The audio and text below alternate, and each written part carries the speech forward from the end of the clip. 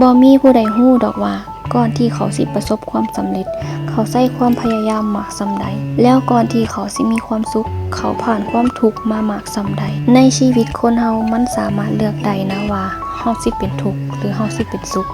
เฮาสิสำเร็จหรือว่าเฮาสิบ่สำเร็จเฮาสิทำหรือเฮาบ่ทำมันสามารถเลือกได้มันอยู่ที่ว่าตัวเฮาเองสิเลือกแบบใดแล้วสิเดินหน้าไปแบบใดในชีวิตเฮาหลายคนเลือกสิมีความสุขในแบบเจ้าของเลือกที่สิสร้างความสำเร็จในแบบเจ้าของถึงแม้ว่าข้างหน้าจะมีเสียงสะท้อนมากมายก็ตามแต่เขาก็ยังเลือกที่สิมีความสุขในแบบเขาและก็ใช้ชีวิตในแบบเขาบางทีการที่เฮาเป็นอยู่แบบนี้มันอาจสร้างความสุขให้เฮามากกว่าการที่เฮาดิ้นรนหาความสุขจากทางอื่น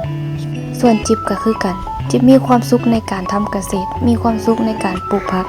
มีความสุขในการใช้ชีวิตแบบนี้มันเรียบง่ายมันสบายมันบ่วุ่นวายและมันก็สงบจิตใจเฮาได้พร้อมถึงแม้ข้างนอกสิวุ่นวายแต่โลกส่วนตัวของเฮามันเฮ็ดให้เฮาสงบ